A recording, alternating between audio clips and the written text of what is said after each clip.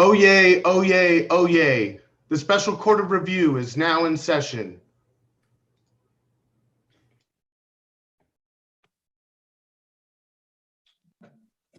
Good morning, everyone. I call cause number SRC 210002, in re inquiry concerning Judge Thomas G. Jones. At this time, I'd like to swear in all the witnesses. Do we have all the witnesses on the screen? Mr. Norman Olson, Rebecca Minaya Gonzalez. Yes, I'm here. Okay, raise your right hand, please, the witnesses.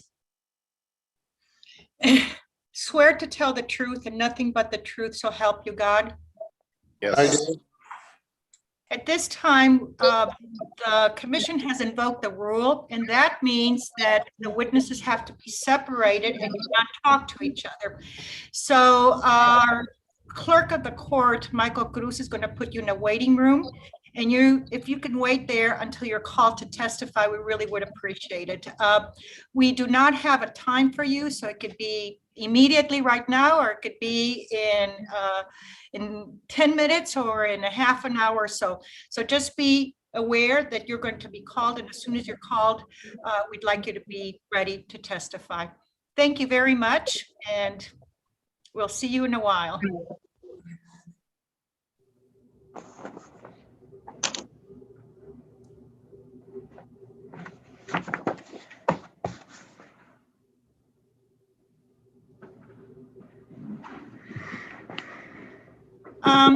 Mr. Robertson, are you ready? Yes, ma'am. Ready to proceed. Mr. Richmond and Mr. Harlan, are you ready? Present and ready, Your Honor. Okay. Who's going to start the opening statement? Mr. Robertson? Yes, ma'am. May it please the court, counsel, good morning. I am Phil Robertson. I'm appearing as an examiner for the State Commission on Judicial Conduct, together with my co-counsel, Zendia Thomas. Before beginning, and on behalf of the commission, thank you for your service on the Special Court of Review. The commission recognizes that each of you have volunteered for assignment to special courts such as this, and that comes on top of your normal everyday duties as justices of courts of appeals. So thank you. Special courts of review perform important work maintaining the public's confidence in the judiciary, as well as the judiciary's confidence in itself. The State Commission on Judicial Conduct and special courts such as this are the bodies that speak to both the judiciary and to the public concerning the standards judges are expected to and must uphold. We all recognize that the purpose of judicial discipline is not necessarily to punish the judge, but to maintain the honor and dignity of the judiciary and to help ensure public confidence in the administration of justice. In this case, after conducting an investigation into the underlying complaint, the commission determined that the evidence demonstrated Judge Jones failed to provide and to protect the due process rights of the parties to a civil case by failing to follow proper procedures in post-judgment matters.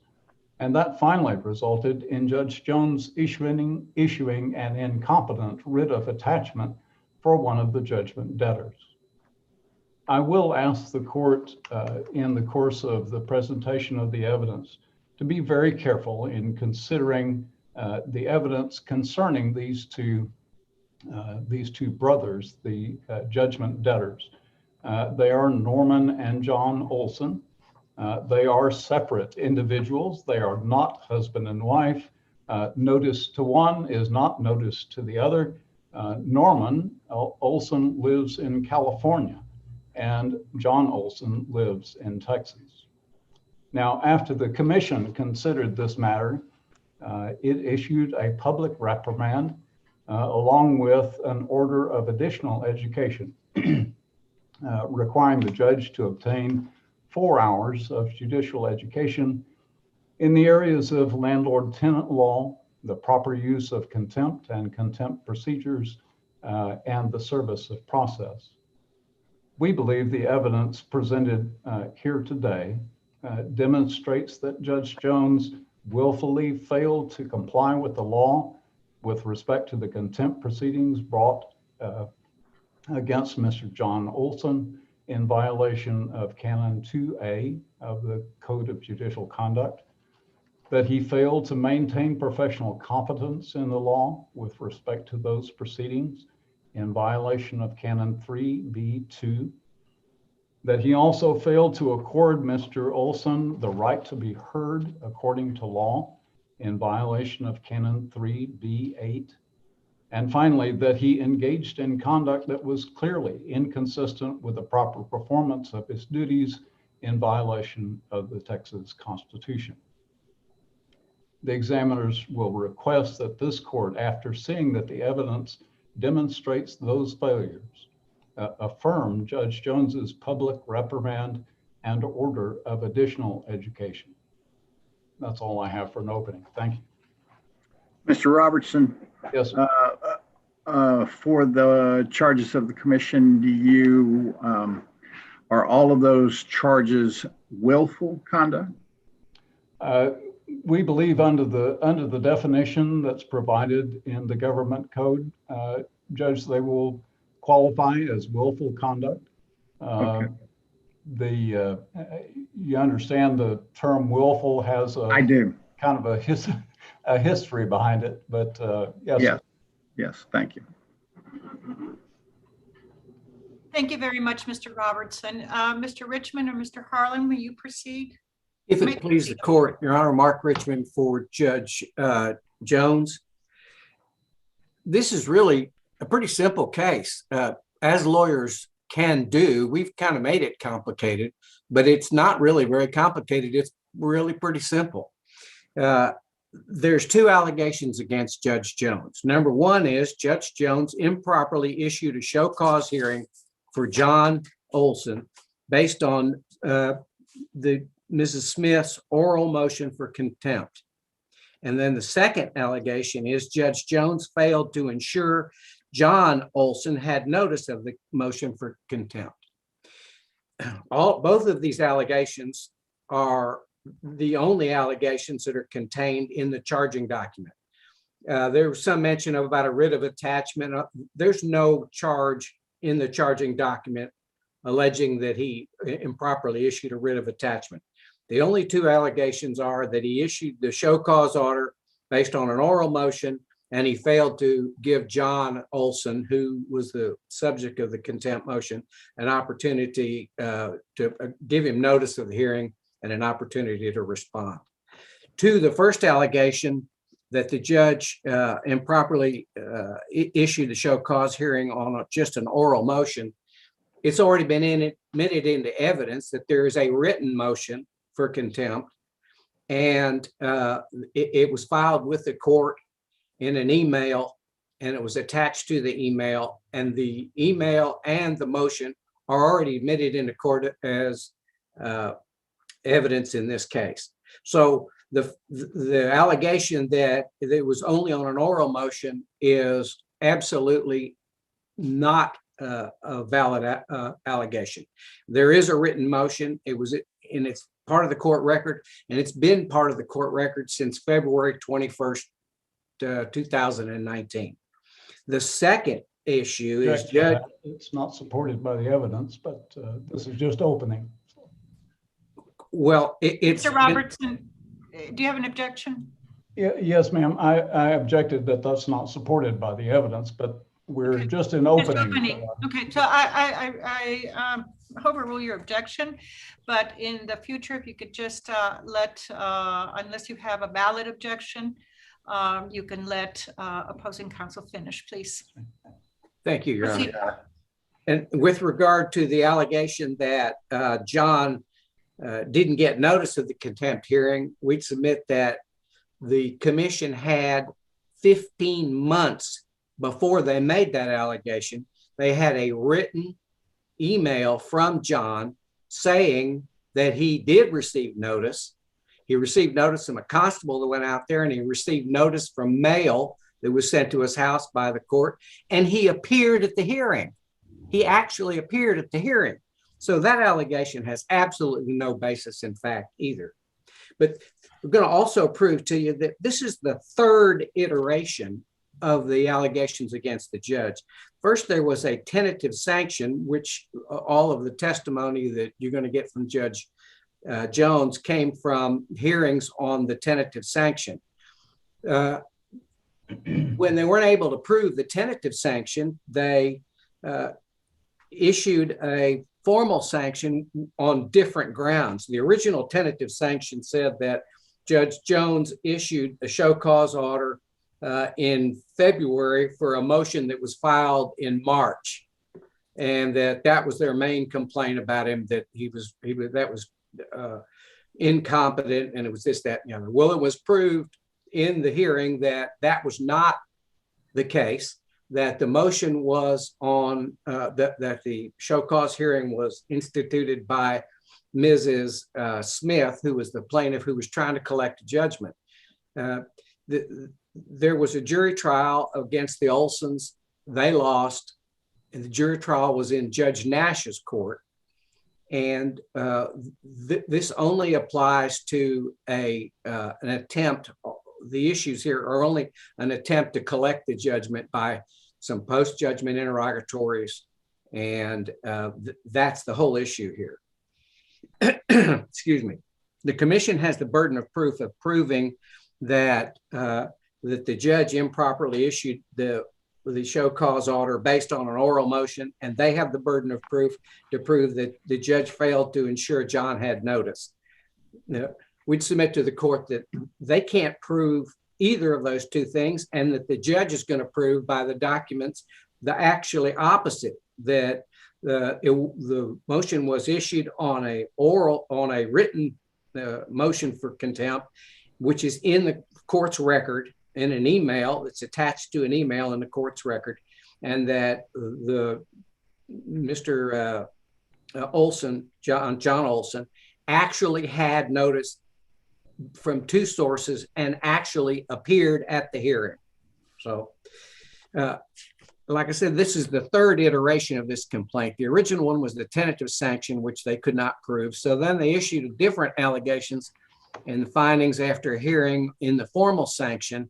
And then when the judge appealed the formal sanction, we had these two new complaints, which were never really focused on or addressed in any of the other two sanctions.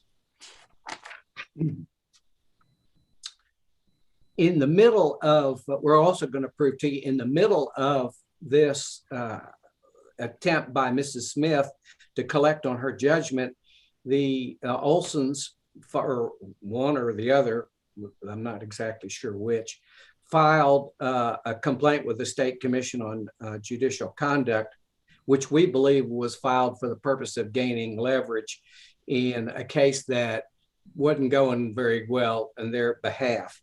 And the complaint that was filed actually was mostly directed towards Judge Nash's jury trial that the Olsons lost. The comments about Judge Thomas Jones were basically an afterthought in the last 2 or 3 lines of the complaint. The majority of the complaint and the date of the judicial misconduct was really complaints they had about Judge Nash, who didn't listen to some of their defenses, and that was really the basis of the complaint. They also admitted in the complaint that they appeared at the hearing, and they also admitted in the complaint that they knew that there was another hearing. The judge had rescheduled another hearing on May the 14th. Now, that's not an issue in this case because it's not part of the charging document, unless they want to change it for a 4th time and add that as an issue. And there is no issue with regard to the attachment, the issuing of an attachment. That's not in the charging document. And we'd thank the court for giving us the opportunity to tell you what we intend to prove and give us an opportunity to prove it. Thank you, Mr. Richmond. Mr. Robertson, are you ready for your case in chief? Yes, Justice Alvarez, we're ready to begin. Do you have any witnesses? Yes, the commission would call Rebecca Minaya Gonzalez.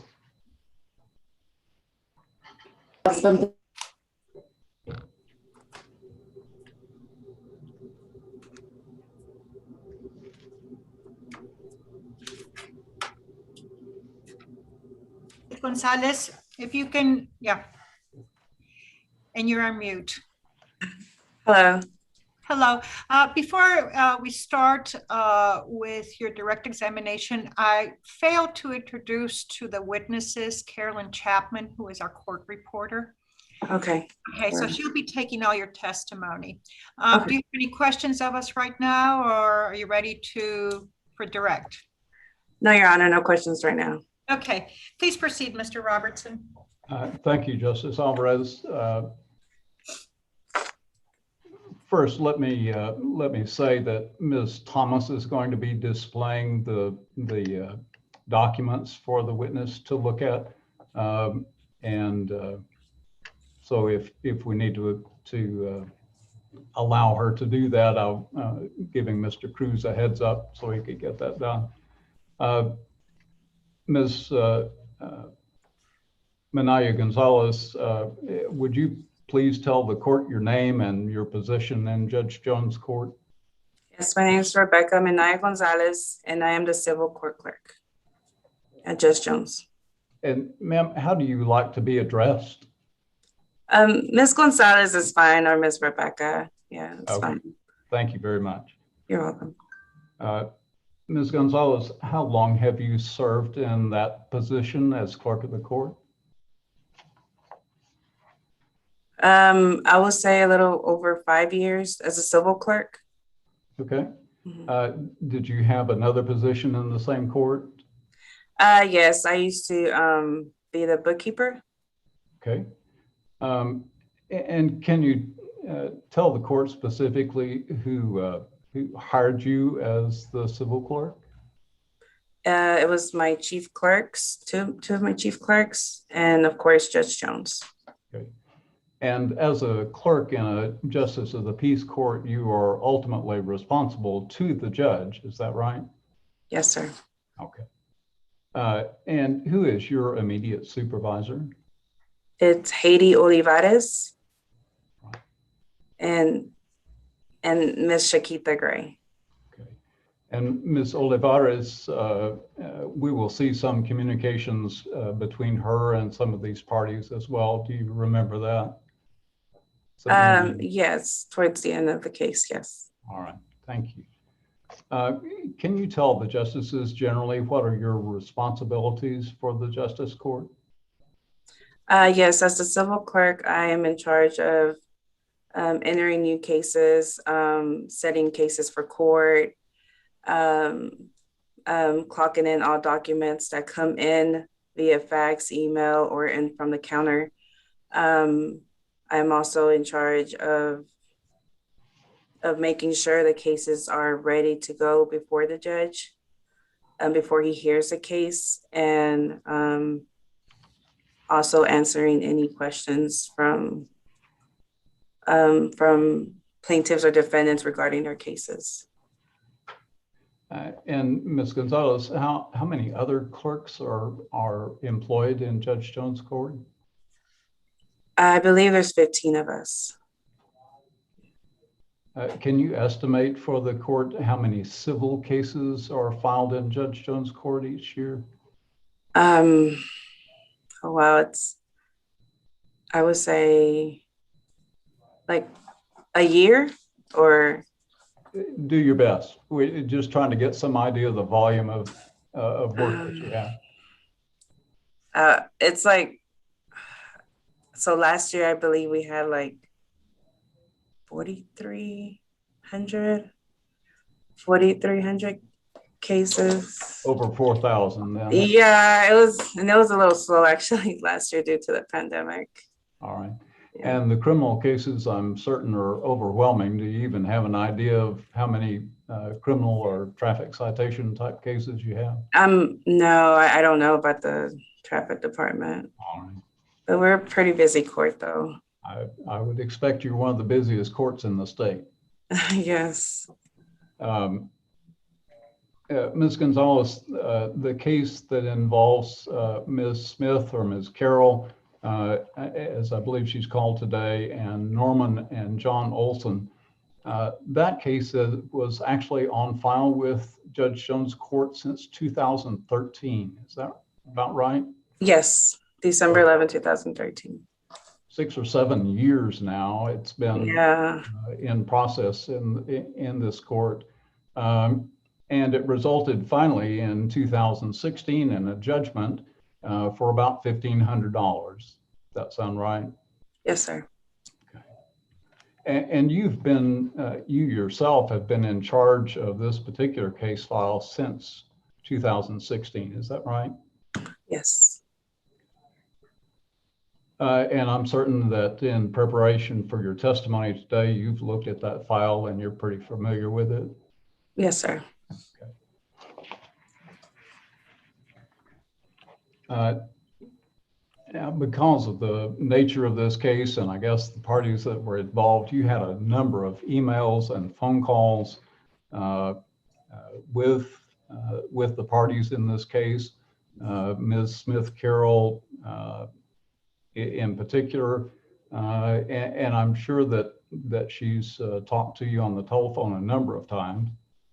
Yes, sir. So many, in fact, that you actually recognize her voice when she calls, right? Yes, sir. And in addition to that, you've received emails and responses and responded to her emails even over the weekend. Is that right? Yes, sir. Now we'd like to try to show you trial exhibit number 8. Ms. Thomas.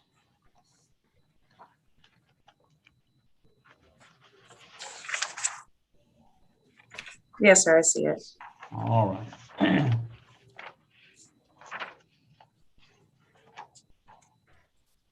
right. And those emails on the weekend are particularly true even with this motion for contempt that's considered by the court today. You received this particular email, and actually there's more than one page. Received this particular. Excuse me, Mr. Robertson. Ms. Gonzalez, can you see this this exhibit on the screen? Because I can't see it, but it might be because I'm older. Oh, yeah, I can, but Oh, that's much better. Thank you. Thank you, Ms. Thomas. All right, starting at the bottom, as we do with emails, Ms. Gonzalez, this email was actually sent on February the 16th. That's a Saturday, right? yes, the 16th is a Saturday. Okay, and you actually responded to Ms. Smith Carroll's email the following day, February 17th, which is a Sunday. Is that right? Yes, sir. Okay. And it's your recollection, based on seeing this exhibit, that she attached to that exhibit a motion for contempt. Is that right? Yes, sir. Correct. Okay. And it's also your recollection that Ms. Smith Carroll's emails got file marked, as you can see in the upper right-hand corner. Yes. Okay. And those emails, in fact, are a part of the court's record, aren't they? Yes, sir. Okay. But the motion for contempt itself, yes, sir. and all of its exhibits never did get file marked, did they? All of the exhibits? Yes, ma'am. The exhibits to her motion for contempt. No, they didn't. Okay. And to this day, that motion for contempt has never been file marked, has it? No, sir. All right. Now, let's take a look at Trial Exhibit 3, page 95 and 96.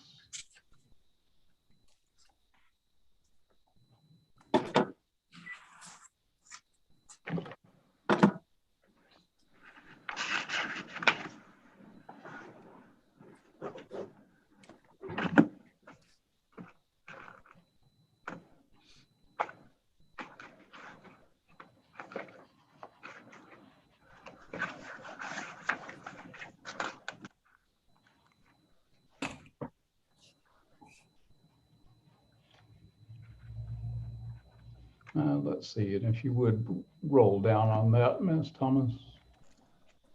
No, I'm sorry, that's the wrong page. What I was looking for, Ms. Thomas, we have marked as RB 10, I think.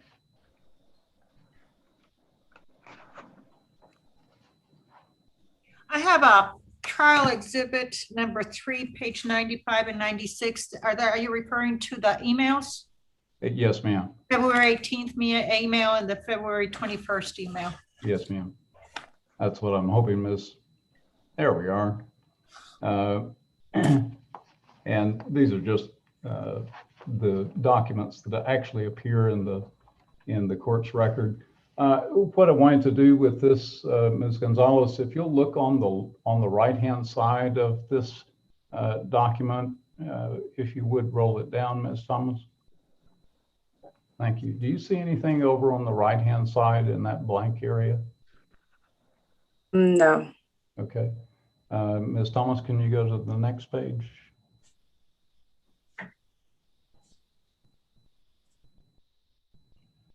All right. And over on the right-hand side of this document, do you see anything other than the file mark? Just a file mark. Okay. Now, Ms. Thomas, if you would go back to the previous exhibit, Trial Exhibit 8.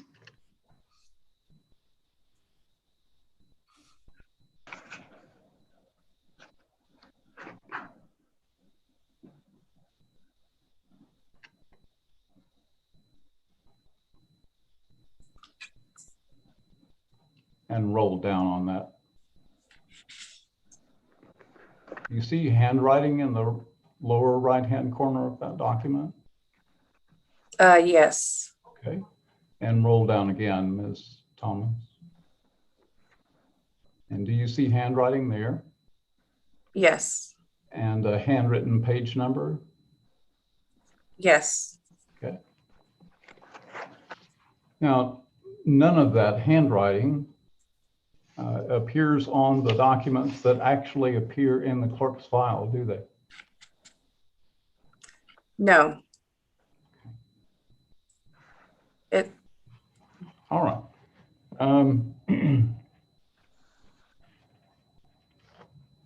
Excuse me, I have a question. Yes.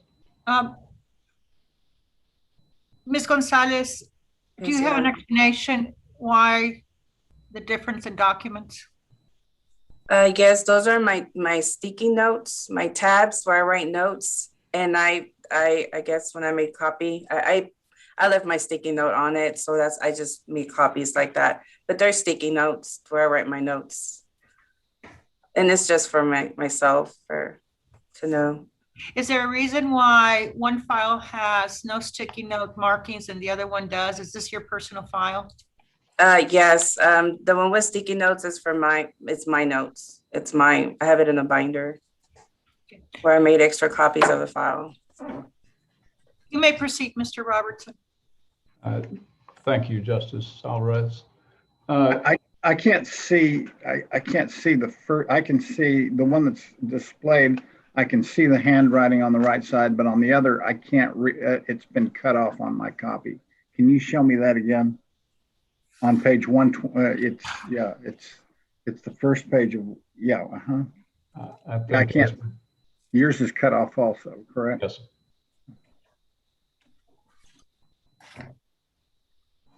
Thank you. And Ms. Gonzalez, Excuse me, Mr. Robertson, what does this one say? The one that's cut off, Ms. Gonzalez? It says, Request to send oath, to send. send, I'm sorry, I have my notebook here. If I could, like, if I don't mind, can I look at it? My sticky note Yes, real to quick. refresh your memory, yes. Actually, I have my binder here with me. A request to send John Olson to the Rowlett address. But above my sticky note, I have February 21st, 2019. Plaintiff Smith emailed request to send John Olson to the Rowlett address. That's what my sticky note says.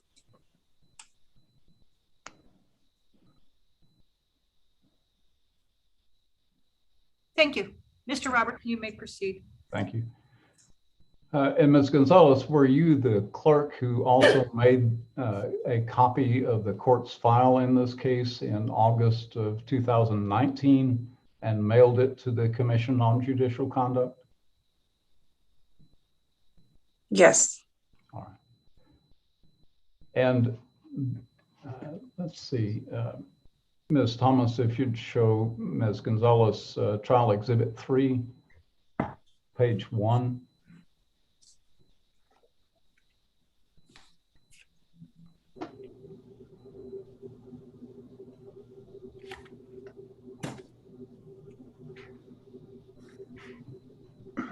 And that's the letter requesting a copy of the clerk's file.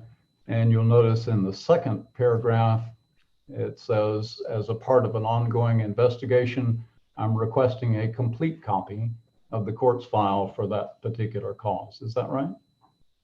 Correct. Yes. I got a question. Did you keep two files then, your personal file and the court's file? Or did your personal file go into the court's file? No, my personal file with the sticky notes. Yes. Yeah, I have that separate from the personal file. It's in a binder that I have it with the sticky notes. Is there a reason why you have two separate files?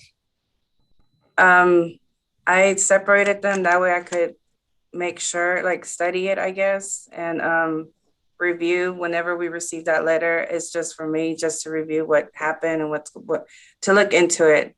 Like, it's just to separate and write sticky notes because I didn't want to mess up the original file.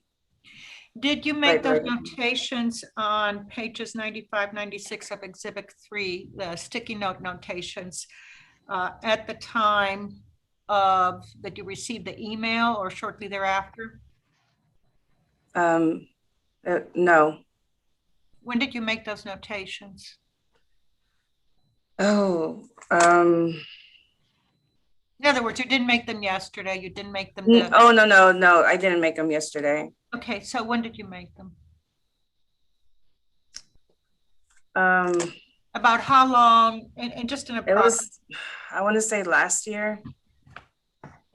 So this was after the proceedings against Judge Jones were established? Yes. So the notebook was created after you received notice that there was a commission hearing, and you did it so that you could combine the documents for yourself to study in case you got questioned about them. Is that the issue? Well, yeah, I just did it just to see, because there was questions that the commission submitted. So I wanted to make sure that everything was in order. So that's why, after they told me about the questions, I started creating my own binder with the sticky notes. Okay, all right. So the writing on the right side of those documents was written by you after the fact. They didn't appear in the original court's file with regard to the Olsons. They were created by you so that you could have a ready reference or an index of where these documents are and what your recollection was about those, correct? Yes, yes, sir. Yes, Your Honor. Thank you. And let me ask you, going back to exhibit number 8, well, exhibit number 3, pages 95 and 96, where you did make those remarks. What did you base those remarks on? I mean, did you review the file, or how did you recall those particular incidents? We created a time, me and my backup civil clerk, we created a timeline. And it was like we label each and every one of them, each page. Was that your question, Your Honor? I'm sorry. Yeah, and what I'm trying to figure out, and excuse me, Mr. Robertson, for taking some of your time. What I'm trying to figure out is, did you rely on any document other than your memory in making those sticky notes? Yes. What document? What document? Like, how did I label each one? Like, how did I remember? Yeah, in other words, how did you, after 2 years, 3 years, how did you remember that you sent the motion to Mr. John Olson to the Rolette address? Because she requested in the email that hold on. I have it here where she requested for her to, she told me to serve John at a Rolette address. She actually verbally told me this, that he lived in a Rolette address. And that's how I went. That's why I remember. I was like, oh, I remember she will always call my phone, not to sound funny, like every day she'll call me just to make sure the status of the case, what is going on with her case. And, and I will have to tell her, your case is still here, your case, he hasn't paid or he hasn't tried to, that's how I remember her, because she'll always call me like every week. So it's fair to say that your sticky notes on exhibit number 3, trial exhibit number 3, pages 95 and 96, those are based on your review of the file plus your memory recalling your conversations with Ms. Smith. Yes, Your Honor. Okay, thank you. Sorry to interrupt, Mr. Robertson. Not at all, Judge. Let's see. Ms. Thomas, could we please put up trial exhibit 8 again, please? It's RB7.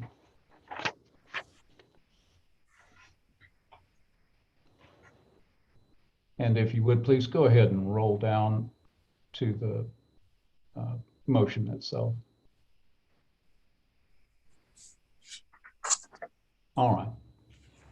Now, Ms. Gonzalez, this is the printout of what is titled a motion for contempt. Is that right? Yes, sir. Okay. Go ahead and roll through it, please, Ms. Thomas. And you'll see in the lower right-hand corner, there are some handwritten page numbers. Yes.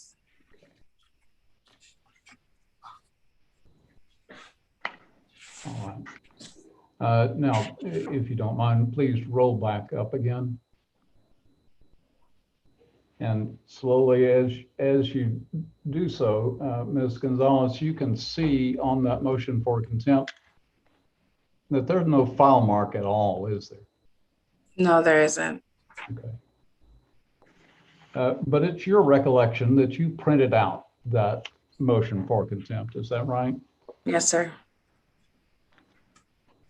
And that you then actually showed that to Judge Jones, is that right? Yes, sir. Okay. And just let me interrupt for the record. This is it's trial exhibit number 8, page 113. Yes, ma'am. And Justice, I just want to reiterate this document, and Ms. Gonzalez, you'll confirm, this document is not in the trial court record. Isn't that right? Objection asked and answered. Well, that's why I'm asking it again. Hold on, Mr. Robertson. Okay, now, what is your response to that, Mr. Robertson? Well, Justice Alvarez, I'm asking it again to make it clear to the court that this document was never in the trial court record. Overruled. Proceed, Ms. Gonzalez. And by the way, Ms. Gonzalez, when attorneys object, just stop your testimony and let them, and we'll go through the objection and then I'll make a ruling, okay? Okay. And you may proceed. Thank you. Now, Ms. Gonzalez, you were telling the court that you printed out this document, this motion for contempt, and you showed it to Judge Jones. Is that right? Yes. Okay. Now, at the same time, did you also print out for Judge Jones the constable's returns on the interrogatories that Ms. Smith or Ms. Carroll prepared and tried to send out? Did you show the judge those returns where the constable tried to serve those? I don't recall. Okay. But you do recall that the constable's returns, when he tried to attempted to serve those interrogatories, if he ever got it done at all, he put those in the mail to the witness, to the Olsons, 5 days after they were due. Is that right?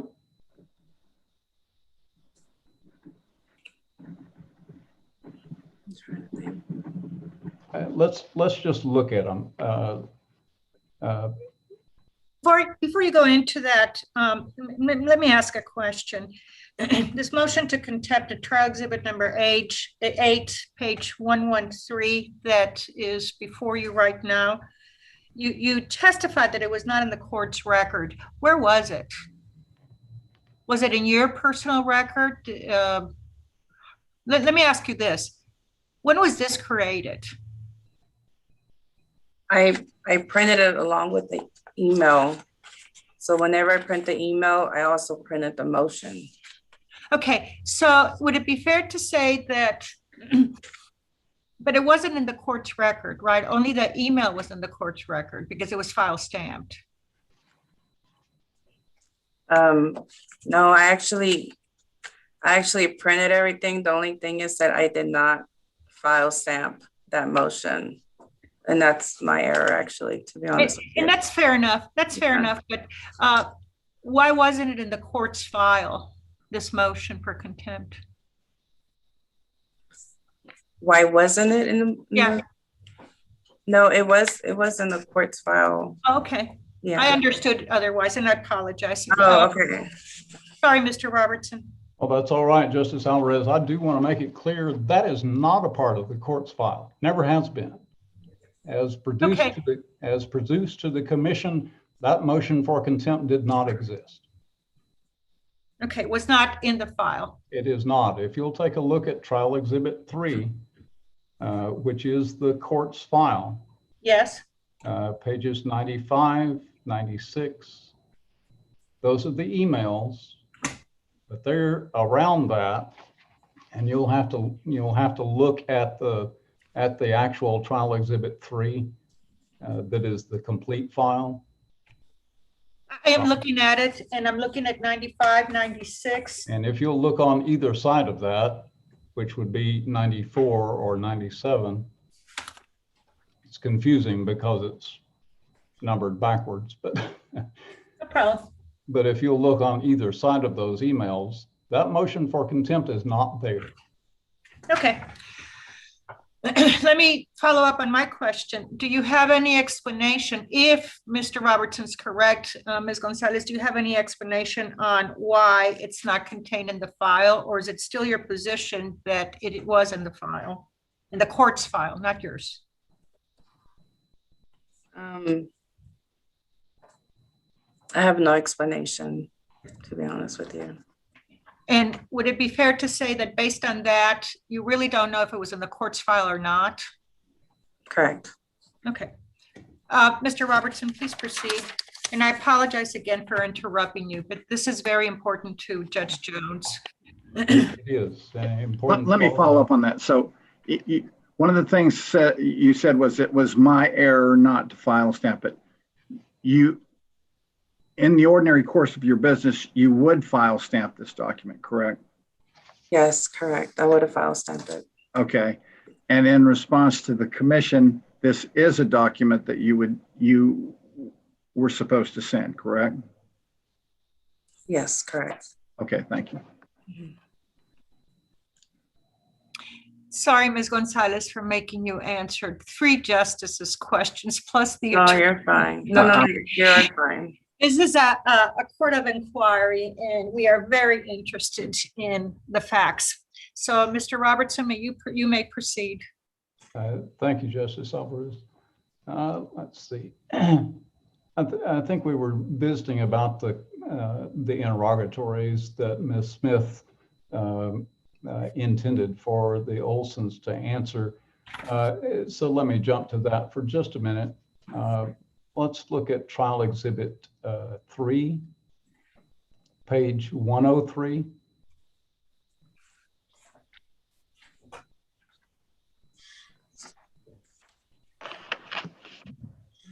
Let's see.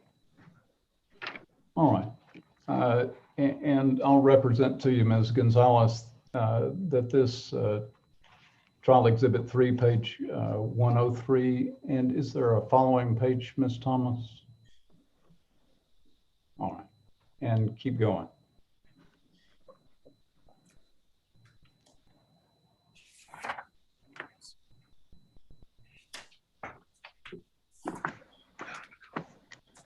These documents that you're seeing now, and stop right there if you don't mind. These documents that that we're looking at right here all have to do with the interrogatories, the questions that Ms. Smith Carroll wanted the Olsons to answer. Is that right? Yes, correct. Okay. And roll on down, if you would, please, Ms. Thomas.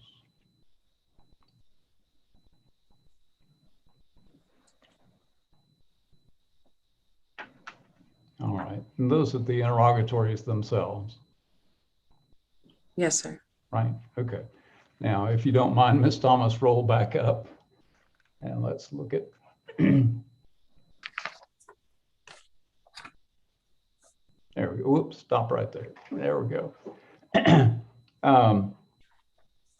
This is the officer's return on those interrogatories. And Ms. Thomas, if you'd roll up so we can see the page number, please. This is Trial Exhibit number 3, and it's page 103.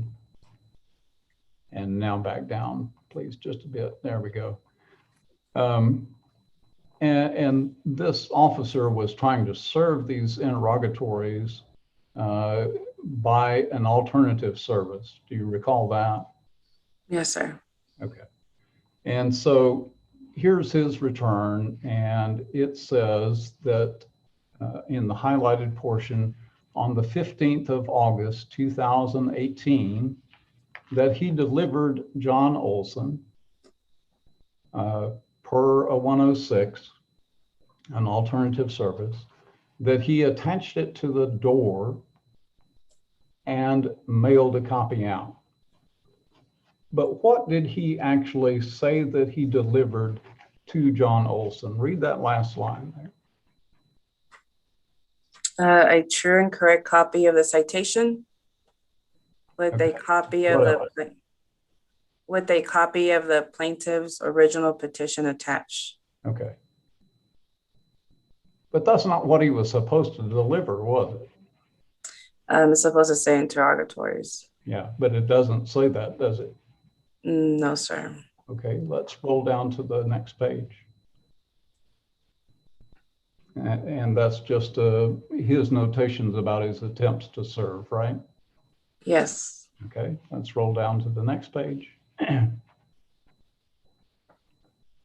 right here is the order that Judge Jones signed, and let's roll down so I can give him the number. That's page 105 of Trial Exhibit 3. Mhm. And that order authorizing alternative service, in the first highlighted portion that you see there, what does it authorize this officer to serve? Documents to be served, citation, plaintiff's original petition, and first discovery request. Right.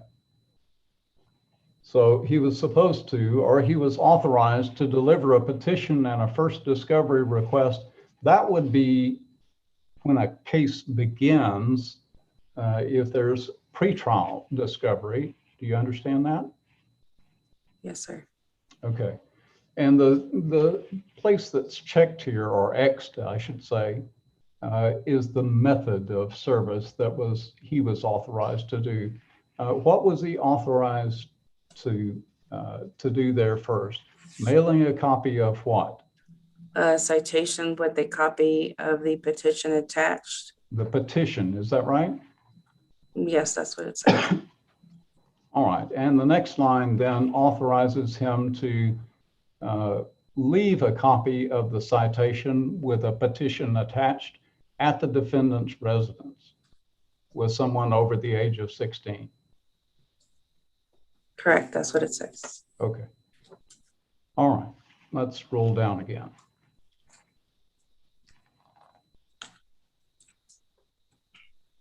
All right, let's stop there. This was the officer's request to Judge Jones to be allowed to perform some alternative service. Is that right? Yes. Okay. And that's a 106 affidavit, and that is page, oddly, 106 of Trial Exhibit 3. But he says, the officer that is, says to Judge Jones, service can be obtained by attaching what? The citation and petition to the main entry of the defendant's residence or place of business, or by leaving a true copy of the citation with the petition attached to anyone over the age of 16. So the officer himself is asking Judge Jones to authorize him to serve a petition or a citation. Is that right? Correct. And this is like 5 or 6 years after the lawsuit was filed, and in fact, 2 years after the judgment was entered. Is that right? Correct. Okay. Let's roll down some more.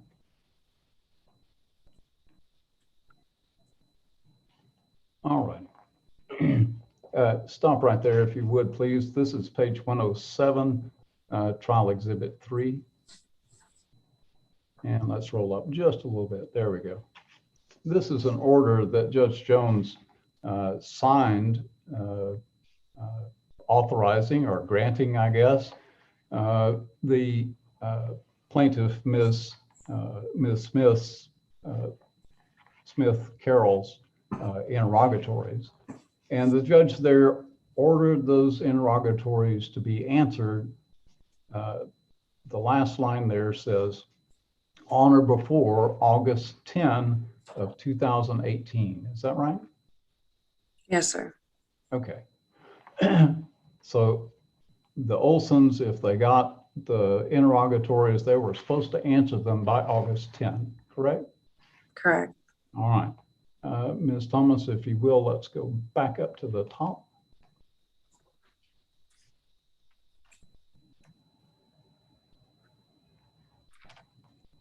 And when, assuming everything else was right and that the interrogatories were actually served by the officer and not the original petition, what date did he accomplish that service?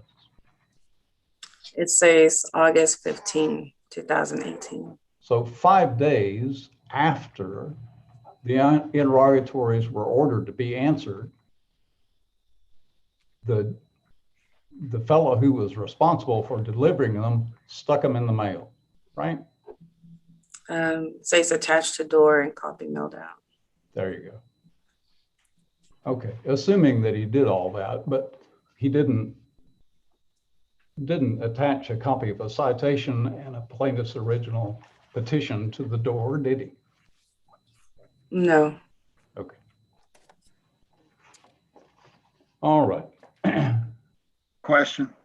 I don't, Ms. Gonzalez, I don't see anything in the documents that you've been shown that allows the officer to attach whatever he's attached, whether it be interrogatories or whether it be a petition, to attach it to a door. He's either supposed to mail it or he's supposed to deliver it directly to somebody who's living at the residence. Is that right?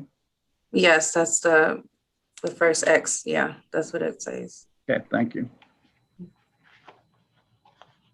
All right. I got a question. Ms. Gonzalez, were you the clerk on August 8th of 2018? In the civil department, yes, ma'am. Okay. Thank you.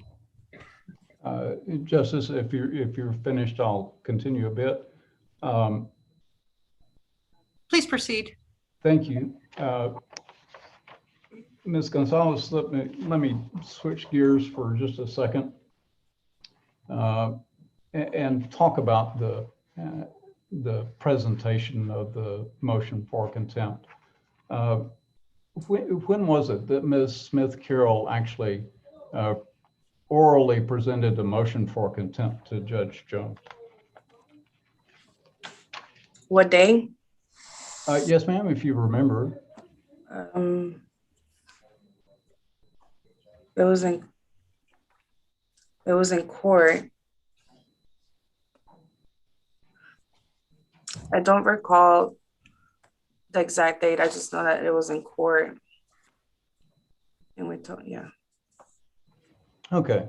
But at that point, once Judge Jones had considered her oral motion for contempt, he signed a show cause order. Is that right?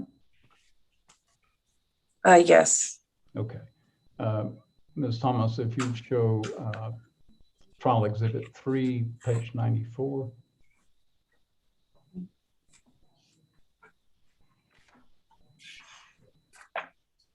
All right. And that's the order, the printed out, at least, order that bears Judge Jones' stamp signature, I guess. Is that right? Yes. Okay. Now, look with me on that show cause order. In the highlighted portion, well, let's look at the top, the caption, where it says in big letters, order to show cause. Right under that is a date. Can you see that? Yes. So it says what? Show cause set April 2nd, 2019? Yes. Okay. Okay, for the record, you said this was page 94 of Exhibit 3. This is page 93 of Exhibit 3, correct? I'm sorry, Judge. What you're actually seeing is page 89. There are a series of them, Judge, yes, that are all together, and I just happen to be looking at 89. Okay, thank you. Let's see. And Ms. Gonzalez, then that's a part of the caption. Look down at the bottom at the next highlighted area, and it's ordering that the respondent, but there are actually two people named there, right? Norman and John Olson. Okay. Even though they live in different places, that was issued together, but it ordered those two people to appear before this court when? April 4th, 2019. Okay. So I suppose it's fortuitous that John Olson showed up on April the 2nd and not on April the 4th. Yes, I think it was April. It was April the 2nd. Okay. Yes, it was April the 2nd. But if he had showed up on April the 4th, that's when he was ordered to show up, Your right? Honor, I want to object to a speculative question. Number one, this witness doesn't have any idea what John would or would not have done. She can testify when he did show up, and I guess she can testify what the document says, but asking her to speculate on what John would have, could have, or might have done, I believe is an objectionable question. Answer, Mr. Robertson. No answer, Judge. Okay, granted. Please get a foundation on her knowledge if you want to ask those kind of questions. Yes, ma'am.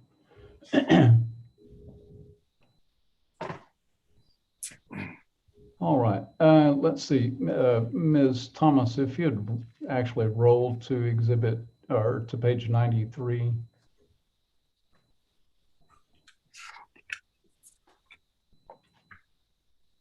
All right. I'm sorry, I had that as showing something different, but it doesn't. All right, let's look at trial exhibit 3.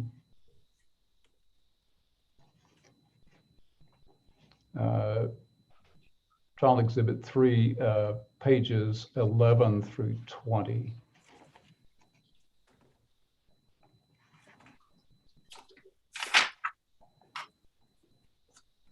And if you just scroll down, Ms. Thomas, to show the returns. And that one is blank, right? And then on, let's see, this is page 18. That's showing that there's no service there, right? Ms. Gonzalez?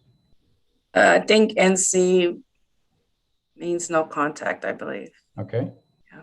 So he wouldn't have been able to deliver that. Let's roll down some more. What does LC mean? I'm not sure. I only know NC because I asked a while back to a constable what NC means. Thank you. Okay. If you don't mind, roll on down. All right, here's the return as well. And Constable Gibson on page, I'm sorry, I can't see the page number. 16.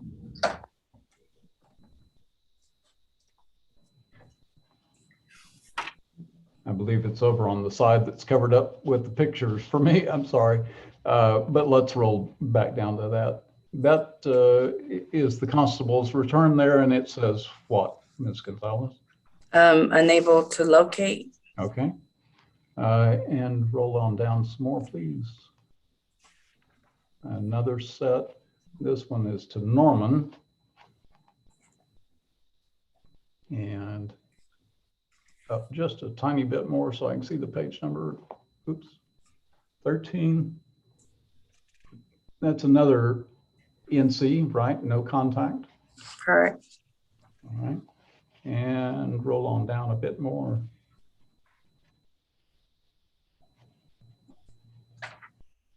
And this is page 11.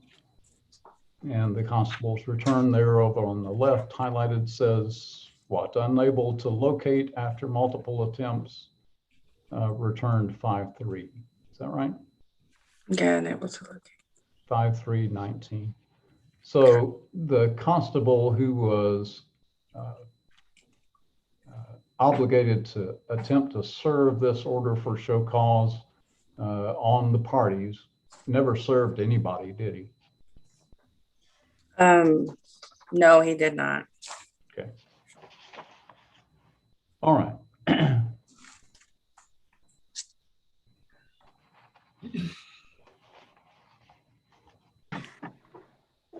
Now let's talk about the April 2nd, 2019 contempt hearing. And if you would, Ms. Thomas, put up, let's see, trial exhibit 3, pages 23 to 27.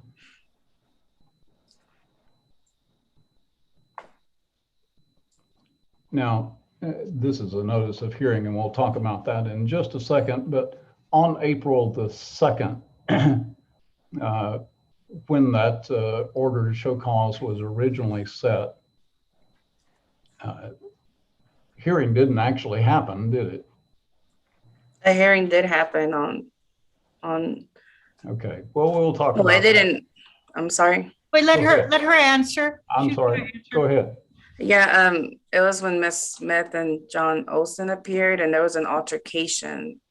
So we couldn't move forward. So it was, All right. we said, Were you present during the altercation? yes, sir. And Ms. Gonzalez, the court then attempted to hold that hearing at another time, right? Yes. Okay. And so what was sent out was this notice of hearing that's Trial Exhibit 3, page 27. Yes. Okay. And who's the addressee on this? On the Normans, on the No. Norman, At the top, who's this notice addressed to? to Charlotte Smith Okay. and it Norm. I'm sorry. just a second. Your Honor, objection. Would please let her finish her answers? Yes, I'll ask Mr. Robertson to please let her finish. Don't interrupt her, please, Mr. Robertson. Ms. Gonzalez, if you're interrupted, just say, may I finish? And because of the excitement of trial, we all interrupt each other, okay? Okay. We want to be fair to everyone. Okay. So this notice was mailed to Charlotte Smith and Norman Olson and John Olson, everyone on a case. But it's directed to Ms. Smith, is that right? No, because she's the plaintiff, it shows that she'll be the first person on there, but then underneath are the defendants or the defendant's attorney, and we mailed everybody a copy. That's the way our system is. That's the way it prints it. Terribly sorry. But down at the bottom, where Norman and John Olson's names are highlighted there, that's a CC, is that right? Do you know what CC stands for? No, sir, I don't. Okay. And the little notice in the middle says the case has been set for a contempt hearing. Is there any description of what that contempt hearing was about? Because of our system, we can't, it only allows us that many characters to enter. So it wouldn't, like, to give a full description, it won't allow us to give a full description. It will only allow us to enter certain characters. Okay. And it doesn't order anybody to show up, does it? It's a notice of hearing. I would think, you receive a notice of hearing, you have to appear before the court. It has a date and a time, Your Honor, or sir. Well, you have citations in civil cases and people don't show up all the time, do they? Well, yeah, I can't answer for the other people, but I know when I receive a notice of hearing, I will appear. Okay. But no one in this order or in this notice is ordered to appear for anything, are they? Well, it's a notice of hearing. Mr. Robertson, the document speaks for itself. Go to It the does. next question. Yes, ma'am.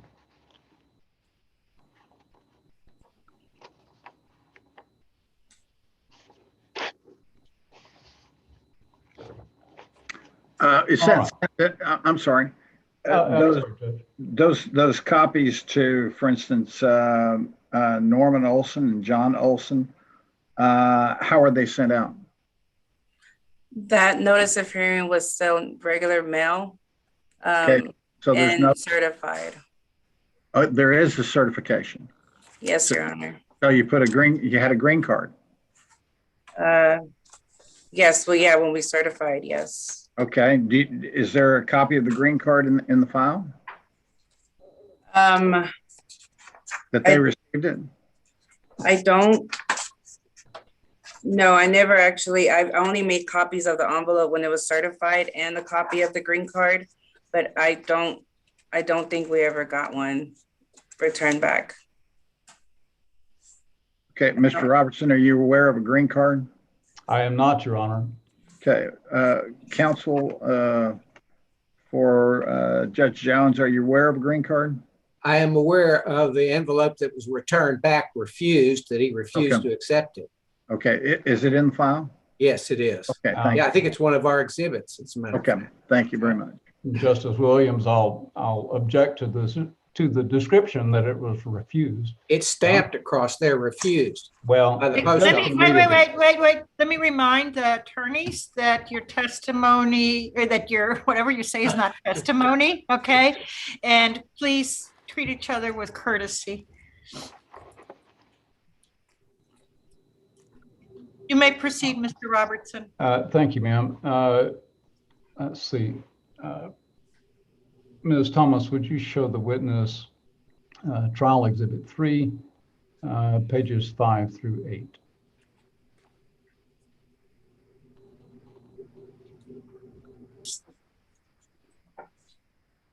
All right. Now, following the, on the 14th of May, 2019, John Olson didn't appear, did he? No, All right. he did not. And Judge Jones then issued this document called a writ of attachment. Is that right? Correct. Okay. Did you prepare this? Yes, correct. Okay. Look with me then in that first paragraph. And it says that on the, and I'm sorry for the record, this is trial exhibit 3, page 8. This says on the 14th of May, 2019, an order compelling responses and for sanctions was served on John Olson. Did that happen? Well, yes. He wasn't there on the 14th of May, 2019, was he? No, he was not. Okay. So that wasn't served to him on the 14th of May, was it? And there was no order for sanctions served on him on the 14th of May. Your Honor, again, I object. Would you let the witness answer? Whenever. Ms. Gonzalez, please answer. Okay, so it says, whereas on the 14th day of May 2019, an order compelling responses and for sanctions was served on John Olson, ordering him to respond to such order. I guess when I read it, it doesn't, to me, it doesn't say he showed up on that day or not. It's just saying that that day of court, when we had court, an order of compelling responses and sections were served. Okay. Well, it speaks for itself, I think. All right. But down at the bottom, this writ of attachment then allowed a constable to, or any law enforcement officer, as a matter of fact, to take Mr. John Olson into custody and keep him until he was discharged by the court. Is that right? No, it's to bring him to the courthouse. Yeah, but he wouldn't be free to leave, would he? During court hours, if he would have been brought in. Because I think the question was, I'm sorry, Mr. Robertson. I'm sorry, Justice. No, you go on, Mr. Robertson. The question, Ms. Gonzalez, is the order commands the law enforcement officer to keep John Olson in custody until the judge lets him go. Isn't that right?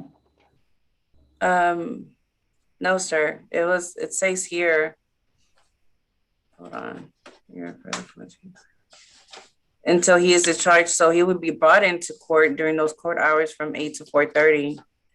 I'm not sure what Mr. John Olson would have done if he would have come in, or they would have picked him up. I don't know what arrangements they would have made, but during those court hours, he would have been brought into court. It's not to keep with the constable like every day or all after hours.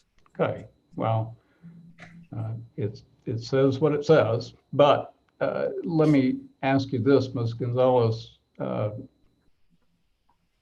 this writ of attachment ever been withdrawn? Yes, it was. And when was that? Hold on, I have my binder here, I'm sorry.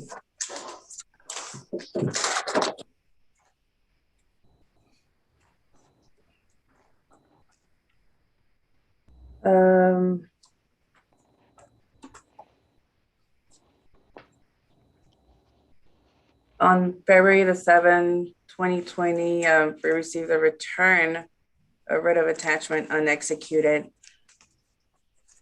I'm sorry. For our request, the judge requested for it to be returned. I'm sorry. It was never executed. Was that your question? I'm sorry, Mr. Robertson. Okay. We confused each other, I think. Okay. Let me just ask again. When did the judge ask for that to be returned? When? Hold on.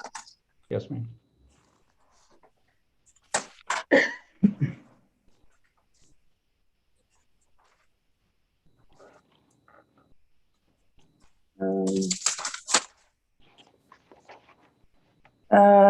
It was verbal. It was on February the 7th, 2020.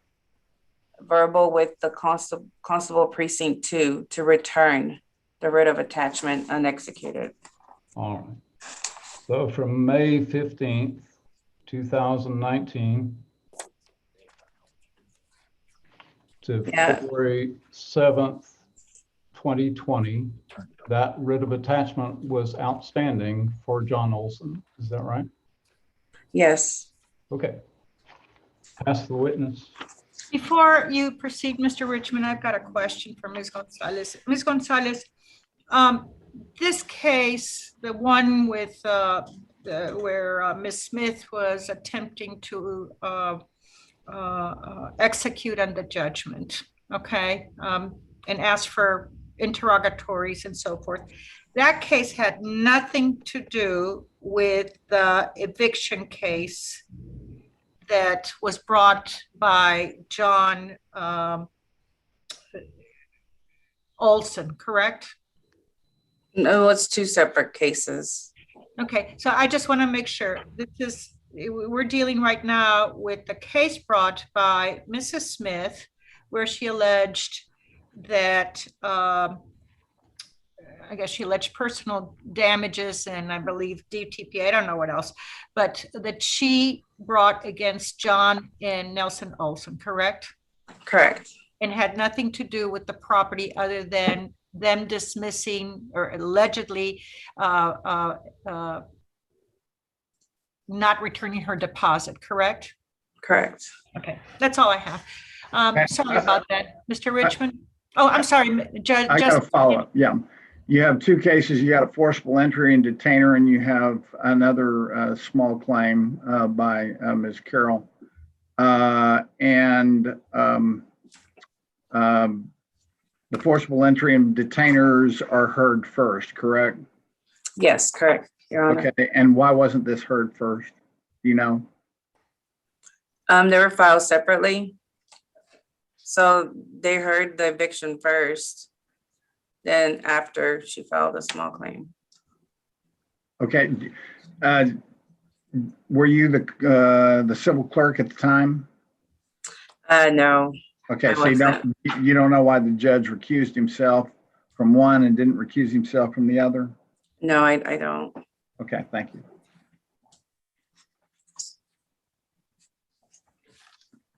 You may proceed, Mr. Richmond. Yes, of course. Thank you, Your Honor. Ms. Gonzalez, you, I think, have testified that you had a sort of a personal relationship with Ms. Smith. You all spoke many times and you knew her voice and you all were personally friendly, were you not? There was no personal relationship, but I did, at work is when she'll call me. And that's when I'll talk to her over the phone. Yeah, excuse me. I didn't mean to imply that y'all were, drinking buddies or anything, but you knew her and you knew her voice And you Yes. had many, many contacts with her, had you? Yes, yes, correctly regarding her case. And you testified earlier that she came to you and she came to the judge and asked both of you to hold the Olsons in contempt orally. Is that correct? Orally, yes, in court. Okay. And what did the judge tell her when she asked the judge to hold the Olsons in contempt orally? We need something in writing. Okay. Did the judge say specifically what she needed to file in writing? It was a motion, but he always suggests speak with an attorney, or you may go to the law library. Okay. And the judge told her to file a motion in contempt to hold him in contempt. Is that right? I don't recall.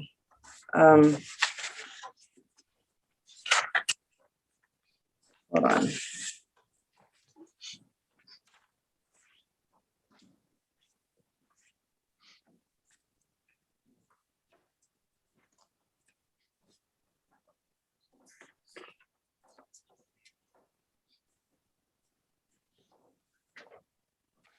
Yeah, it was done orally in court.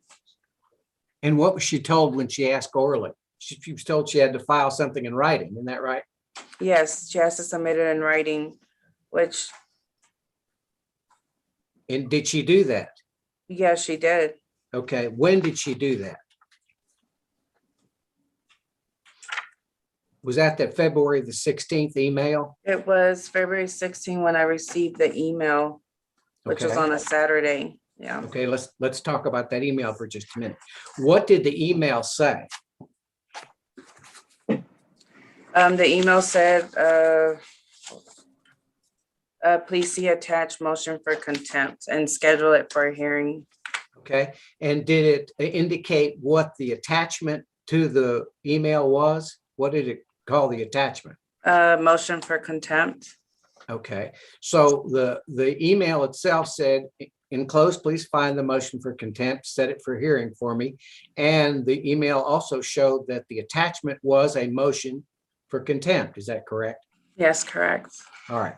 Now, when you got those things, what did you do? Did the judge ever see those? Yes, he did. I printed them. Okay, you printed what? I printed the emails and the motion. All right. And when you printed the emails and the motion, what did you do with them? I went before the judge. I showed it to him. Okay. And did he read those or look at them? Yes, he read it and he said we have to set it for a hearing. Okay. And then what did you do? Well, I set it for a hearing. Okay. Did you give notice to either John? At this particular juncture, John was the only one involved, wasn't he? Wait, yeah. Do you recall that Mrs. Smith dropped Norman because she couldn't get him served? Yes, she said she was only going to go after John. Okay, so everything, all of the motion contempt business, that's all just John, nothing for Norman. Isn't that correct? Correct. She was just only going to go after John. Okay, and so even though Norman got notice of some of those things, all the proceedings were against John. Is that correct? Yes, it was against John only. And Norman never appeared in court, did he? No, he did not. In all of these, in Judge Thomas Jones's court, in this case is what I'm talking about. I know he files a lot of cases in Judge Jones's court, but we're talking about this case with Ms. Smith. He never appeared. He was in California, wasn't he? Yes, correct. Okay, so after the judge looked at the motion, did he say anything to you? He just told me to set it for a hearing. Okay, did you do that? Yes. And did you give notice of that hearing to John Olson? Yes. And how did you give notice of the hearing to John Olson? We mailed it. Okay, did you also give it to the constable to serve? Yes. Okay, and May I interrupt you, Mr. Richmond? Yes, Are we ma'am. talking about the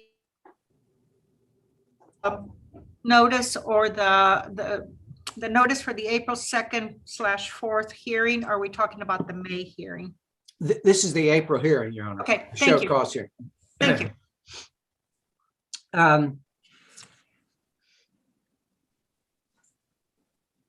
Now, you said you were in court in the April hearing, and the hearing proceeded until there was a dispute between Mrs. Smith and Mr. Olson. Is that correct? Yes. Do you recall, were you there when that dispute occurred? Yes. Do you recall that the judge had to reset the case till May the 14th? Yes. Did you hear the judge tell Mr. Olson that the case was reset till May the 14th? I'm sorry, you're kind of breaking up. Excuse me. Did you hear the judge tell Mr. Olson that the case is going to be reset till May the 14th? Yes, it was orally. Okay, but Mr. Olson was in the court when that was said. Is that correct? Yes. Okay. Did Mr. Olson say anything that you recall? No, I don't Objection, recall. I just know hearsay. that he asked for a bailiff. Objection, hearsay. Objection. I was writing, I'm sorry. I'm sorry. Objection, hearsay. Well, I'm not offering it. I'm going to let it go. I'm going to let it go. Okay. Do you recall Mr. Olson saying anything about when the judge told him he had to come back? Did he complain about it? Objection, hearsay. That's already been objected to and overruled. No, this is a new question and I Yeah. object to it. Wait, hold on, Ms. Gonzalez. Okay. You can ask her if she heard anything. She can say yes or no, okay? All right. And the what is a different problem. Okay. Did Mr. Olson respond in any way when the judge told him he had to appear again on May the 14th? I don't recall. Okay. Do you recall what happened in the dust up between Mrs. Smith and Mr. Olson? What do you recall the substance of it? Yeah, it was a shouting match. They were yelling back and forth. They wouldn't even let the judge speak. Okay. Did Mrs. Smith ever get to talk to the judge directly and tell her her side of the story, and that she can't get those interrogatories answered? No. You don't recall that? No, sir. Okay. Let's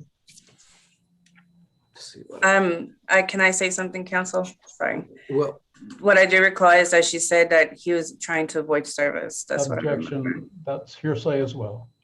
okay. I'm going to allow it.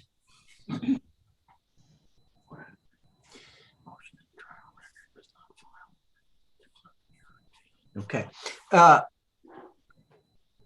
Does the judge do the filing in the court, or do the clerks do the filing?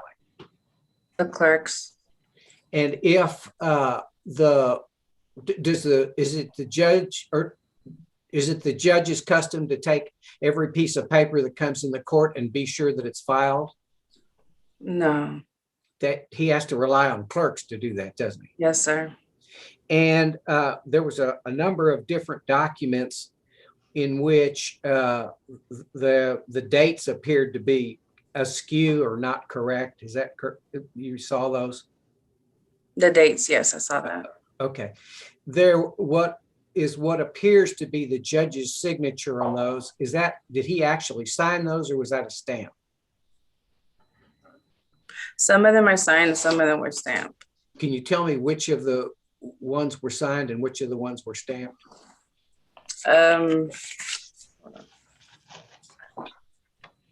So the one of the,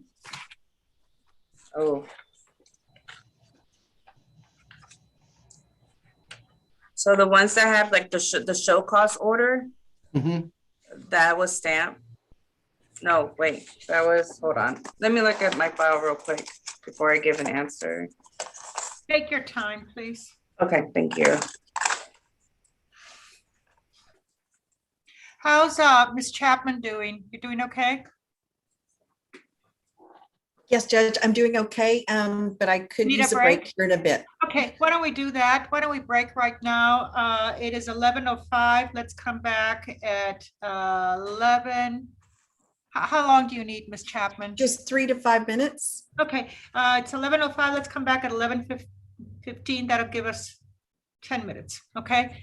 And in the meantime, Ms. Gonzalez, I ask you to go through the documents to see if you can determine what was signed by you and what was the digital signature of the judge used, okay? Can I ask the court another question? Could you tell me how much time that Mr. Robertson has left out of his 2 hours? We're about out. Your Honor, Yes. there are 45 minutes left in the case in chief. Okay, so we're going to break and we'll return. And if we can cut the live until 10:15, that would, I mean,